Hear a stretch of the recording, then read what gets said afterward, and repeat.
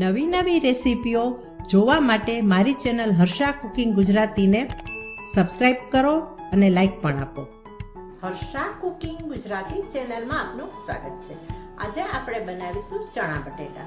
આ ચણા બટેટા આપણે અલગ રીતે નવા સ્વાદ અને નવા ફ્લેવર સાથેના બનાવીશું. તો તેના માટે પૂરો વિડીયો તમે જરૂર જોજો. તો ચાલો બનાવીએ આજની રેસીપી ચણા બટેટા.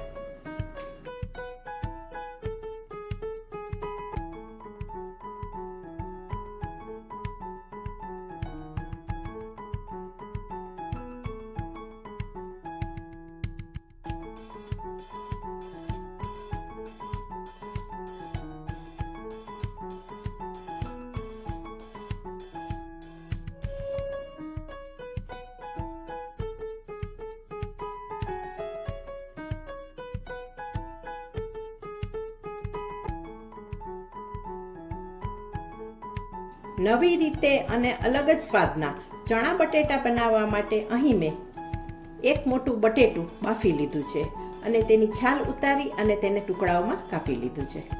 એક વાટકી કાળા ચણાને પલાળી બાફી લીધા છે. ચણા સારી રીતે બફાઈ ગયા છે. હવે આપણે સ્પેશિયલ મસાલા સાથેના અને ટેસ્ટી એવા ચણા બટેટા બનાવવાની આગળની પ્રોસેસ શરૂ કરીએ. ચણા બટેટામાં એડ કરવા માટે આપણે એક સ્પેશિયલ પ્યુરી બનાવીશું. તેના માટે મિક્સર જાર લીધી છે. તેમાં આદુના ટુકડા અને લીલું મરચું એડ કરીએ. 2 મોટી લસણની કળીઓ, 1 ટામેટું કાપીને લીધું છે, 1 ચમચી કસૂરી મેથી, 1 ચમચી ધાણા જીરું, 1 ચમચી લાલ મરચાની ભૂકી, 1/2 ચમચી હળદર, સ્વાદ મુજબ મીઠું, 1 નાની ચમચી આમચૂર પાવડર,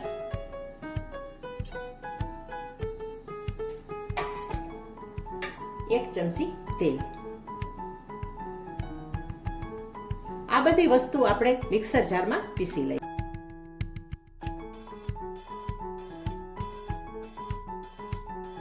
અહીં ચણા બટેટા વઘારવા માટે પેન મૂક્યું છે અને પેનમાં 1 ચમચો તેલ મૂકેલું છે. તેલને આપણે ગરમ થવા દઈએ.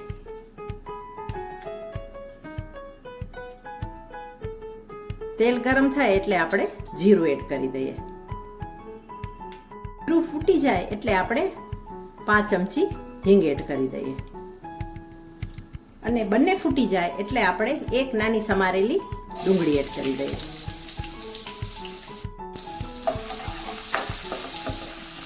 ડુંગળીને તેલમાં આપણે સાંતળીએ. આ પ્રકારના આવા ટેસ્ટી ચણા બટેટા ન બનાવ્યા હોય ને તો તમે એકવાર ચોક્કસ ટ્રાય કરજો. એક જ ડીશ ખાઈ લઈએ ને તો પેટ ભરાય છે. બીજું કંઈ ખાવાની જરૂર ન પડે. સાથે રોટલા રોટલી કે કાંઈ નહીં, માત્ર એક ડીશ ખાઈ લઈએ ને તો પેટ ભરાઈ જાય.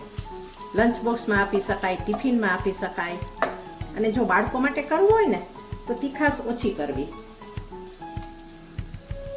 આદુ ને મરચું ને લાલ મરચું ઓછું નાખવું અથવા સ્કીપ કરી દેવું. ડુંગળીને આપણે સંતળાવા દઈએ.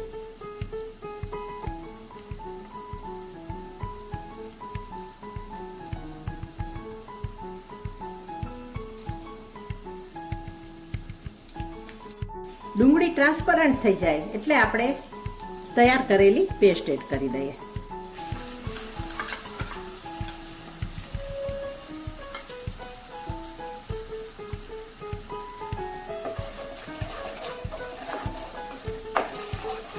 પેસ્ટને પણ સારી રીતે આપણે વઘારમાં મિક્સ કરતા જઈએ.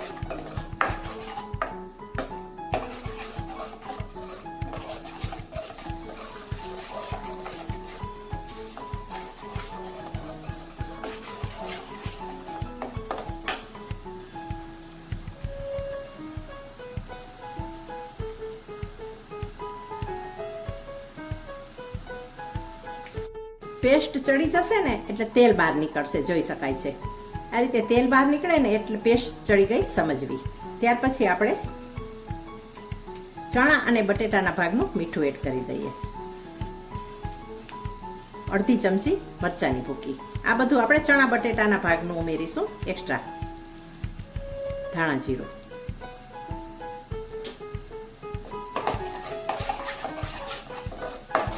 ત્યાર પછી આપણે મિક્સ કરી લઈએ. જો વધારે તીખું ખાવું હોય તો મરચાંની ભૂકી થોડી વધારે પણ નાખી શકાય. અને મેં જેમ કહ્યું તેમ બાળકો માટે બનાવવું હોય તો મરચાંની ભૂકી ખૂબ ઓછી નાખવી. આ રીતે પેસ્ટ સંતળાશે ને એટલે ચણા બટેટા બહુ સરસ બનશે, મજેદાર.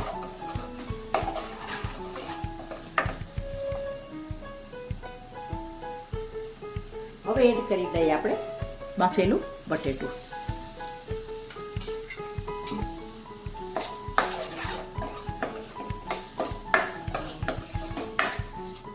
બાફેલા બટાટાની અંદર આપણે આ બધો મસાલો કોટ થવા દઈએ. જો એકદમ સરસ. અને થોડી વાર એમ રહેવા દઈએ 30 સેકન્ડ. 30 સેકન્ડ પછી હવે આપણે ચલાવીએ બટેટાને. જો આપણે એ રીતે બનાવવાનું છે કે મસાલો બળવો ન જોઈએ. જો આપણે ગ્રેવીમાં પ્યુરીમાં જરા પાણીનો ઉપયોગ કર્યો નથી અને અહીં પણ આપણે પાણી એડ કરેલું નથી, છતાં પણ મસાલો આપણો બળતો નથી. જો ગેસને આપણે મીડિયમથી સ્લો જ રાખવાનો છે. અને બટેટાને એકદમ બાફવાના નથી, 80% જ બાફવાના છે. જો વધારે બાફશું ને તો બટેટા મેસી મેસી થઈ જશે અને બટેટા અને ચણા અલગ નહીં દેખાય. ત્યાર પછી આપણે ચણા એડ કરી દઈએ.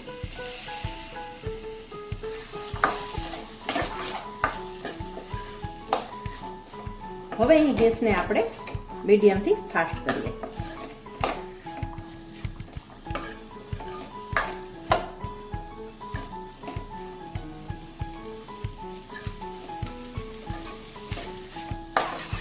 ચણાની અંદર પણ આપણે મસાલો કોટ થવા દઈએ. 1 મિનિટ આપણે ચડવા દઈએ. 1 મિનિટ પછી હવે આપણે ફેરવી લઈએ. જો કેટલા સરસ ચણા બટેટા તૈયાર થયા છે. હવે એડ કરી દઈએ આપણે કોથમરી. બીજા કોઈ એક્સ્ટ્રા મસાલા ના ઉમેરતા હવે આપણે આ ચણા બટેટાની સર્વિંગ કરીશું. નવી રીતે અને નવા સ્વાદ સાથેના સ્પેશિયલ પ્યુરી સાથેના ચણા બટેટા બનીને તૈયાર થઈ ગયા છે. ચણા બટેટાને આપણે પ્લેટમાં લઈ લઈએ.